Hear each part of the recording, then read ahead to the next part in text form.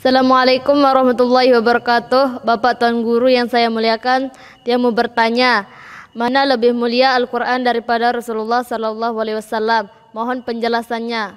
Sekian, wassalamualaikum warahmatullahi wabarakatuh. Waalaikumsalam warahmatullahi wabarakatuh. Pertanyaannya unik ya, tapi bagus karena tidak jarang saya sendiri pernah menerima pertanyaan ini semacam ini dari kalangan mahasiswa bahkan ya. Kenapa ada pertanyaan seperti ini?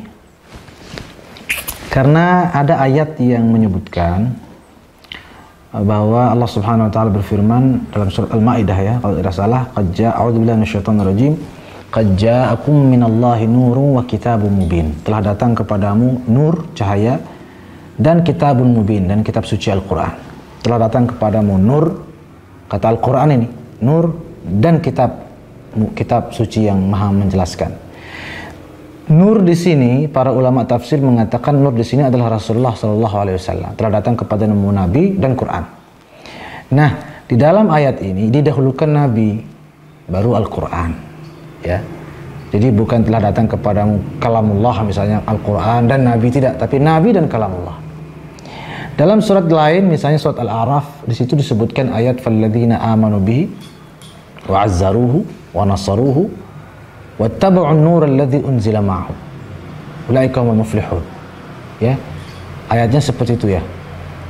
Orang-orang yang beriman kepadanya, kepada Nabi Muhammad, wa azzaruhu, dan memuliakan Nabi Muhammad, wa nasaruhu, dan menolong Nabi Muhammad, wattaba'un nur alladhi unzila ma'ahu, dan mengikuti Al-Quran yang dibawa oleh Nabi Muhammad, ulaika humul muflihun, mereka yang mendapatkan kemenangan.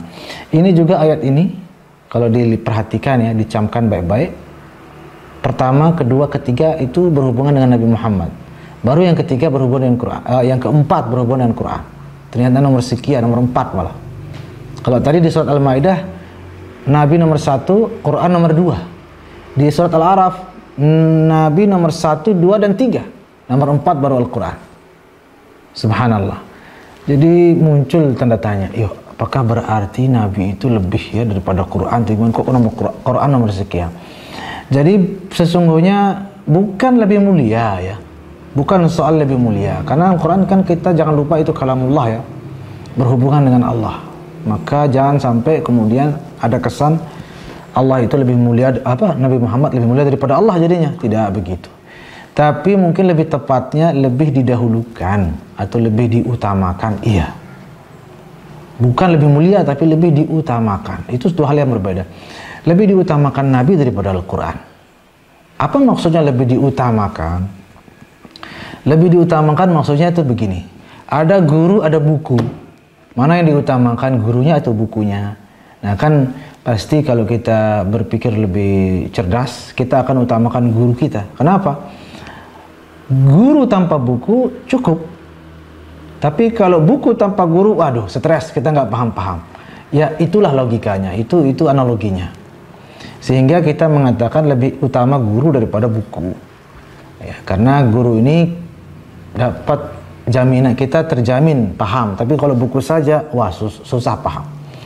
Nah, atas analogi itu, maka Al-Quran ini kan buku panduan, acuan kehidupan, menjalani kehidupan ini. Siapa gurunya? Nah, Rasulullah SAW. Nah, dengan analogi tadi, maka lebih utama siapa? Lebih utama Rasulullah. Andai kata kita tidak banyak membaca bukunya, tapi dekat dengan sang guru, insya Allah kita sangat memahami isinya walaupun kita jarang membaca. Tapi kalau kita membaca terus tapi kehilangan seorang guru, tidak dekat dengan seorang guru yang menjelaskan, justru bisa jadi Al-Quran itu akan menyesatkan kita. Bukan Qurannya sebenarnya, tapi pemahaman kita yang keliru. Kegagal pahaman kita terhadap Al-Quran itu yang menyesatkan kita karena tidak adanya seorang guru. Maka itu yang harus dipahami dengan betul. Mengapa kemudian sebagian ulama mengatakan Nabi lebih diutamakan atau lebih didahulukan daripada Al-Quran berdasarkan dua ayat tadi. Sekali lagi dengan penjelasan yang tadi, analogi yang tadi.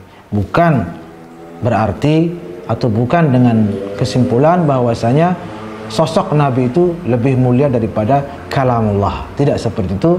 Ya, mudah-mudahan dapat dipahami dan mudah-mudahan kita menjadi ahli Al-Quran dan juga ahli orang-orang yang dekat dengan Rasulullah sallallahu alaihi wasallam. Amin ya Allah ya rabbal alamin.